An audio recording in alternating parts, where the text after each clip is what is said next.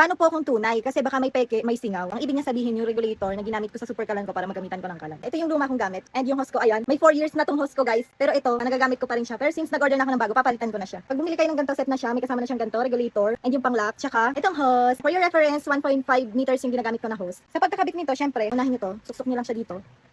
Tapos, lalagyan natin ng lock. Ganyan lang, napakadali lang naman. Ilalak natin para, syempre, hindi siya sisingaw. Make sure nyo lang na lalak na siyang maigi, hindi mo siya natatanggal. Yung pinakadulo din ng isa, ikakabit nyo dito naman sa kalan. Ilalagay muna natin to. Papasok lang natin to ng maigi.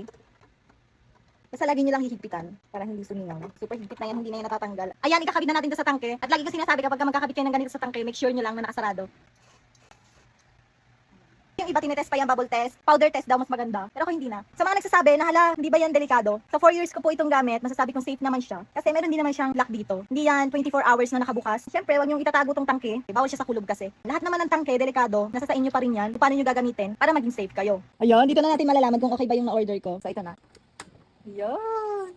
Hindi na siya nakakatakot kapag nagagamitan niyo na ng kalan. Uulitin ko, hindi ko kayo pinipilit na gumamit ng ganyan. Kung sa palagay niyo na hindi safe sa inyo, okay lang. Pati sinasagot ko lang naman yung mga nagtatanong sa akin regarding dito sa regulator ng super kalan. Kung gusto niyo na legit ha, yung link ilalagay ko dyan sa comment section or sa yellow basket.